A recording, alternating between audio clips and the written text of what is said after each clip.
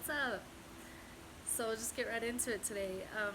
Many women struggle with similar things postpartum: incontinence, pelvic organ prolapse, pelvic pain, low back pain, a pooch. Right?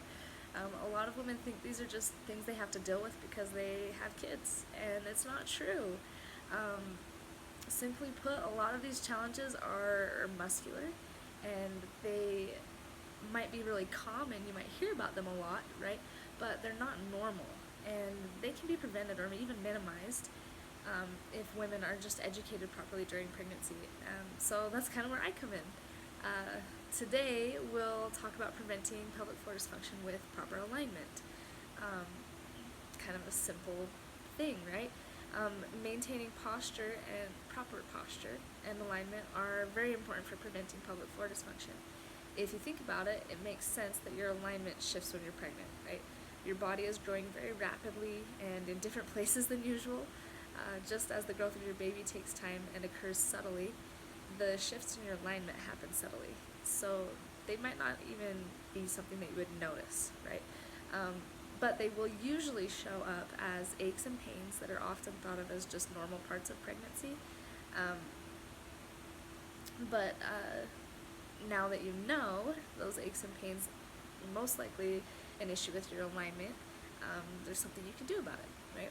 So since most of us spend a good chunk of the day sitting, this is a great place to start, and to consider proper alignment in your time that you spend sitting, I guess.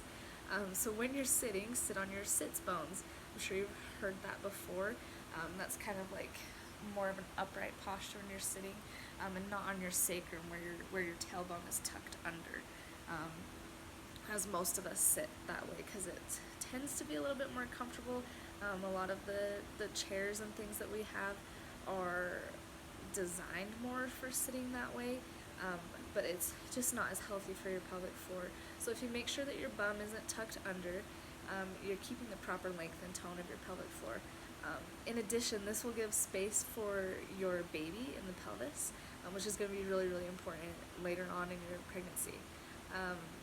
So sitting properly will also help keep a natural load on the ligaments that support your uterus, which is awesome, and it will help keep a natural curve in your spine. Taking many breaks to move, and if possible, transition to a standing desk are great options. Really, it's ideal if you just spend more time walking and squatting anyways than sitting, but some of us have work to do and that requires sitting. So we get it, right? It's just something to be aware of. When you're standing, the pelvis should be in a neutral position. Your glutes should be blossomed and not clenched out. This is something I notice that I do when I'm not thinking about it, is I'm standing there and I'm kind of like clenching my butt cheeks, right?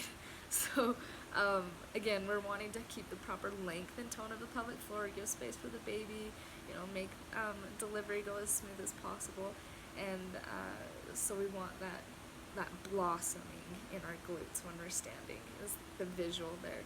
So of just allowing them to be more relaxed and not all like pent up and tight, right?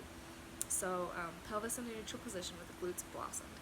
Then the ribs should be stacked over the pelvis. So not military style where we're overcompensating for our bad posture and our ribs are all flared out. There might even be a natural arch in the back when you're doing that. So I don't really want to see the ribs poking out, but I just want them to be just stacked gently over the pelvis. And then I want the pelvis to be over the ankles. So what I mean by that is that your body weight should stay more in your heels. So like as your belly is getting bigger, it might be kind of pulling you forward and pulling your weight into your forefoot, and that's not necessarily ideal. If your body weight stays more in your heels, you're able to maintain better alignment. Another way to prevent pelvic floor dysfunction is to ditch the high-heeled shoes, right, for the same reasons. So if we wear flat, minimal shoes or spend more time even barefoot, if that's possible, it will keep our body in proper alignment and lengthen the calves and hamstrings. So speaking of your calves and hamstrings, stretch those daily. That's going to help you with preventing like cramping when you're sleeping later on in pregnancy. I did have a lot of that with my baby, and rolling out the calves and hamstrings can help with the cramping too. But stretching, try to maintain that mobility and lengthen those muscles will help your pelvis stay in a proper position. Stretching the hip flexors will help as well. So like the couch stretch and the supine hip flexor stretch off the bed might sound familiar to you from your program. So believe me, I know that these changes can be difficult.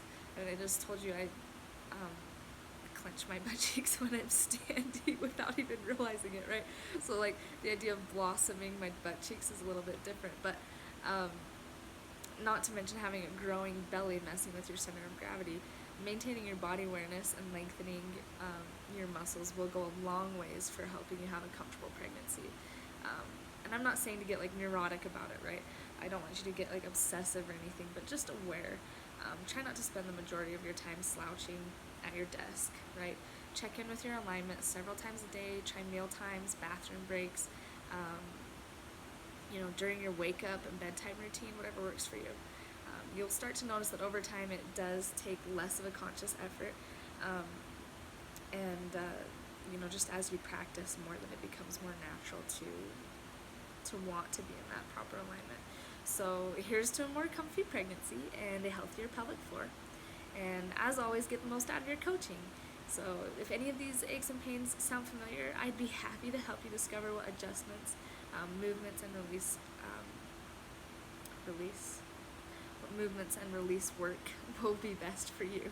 So here's to proper alignment, and I hope that you find these tips helpful.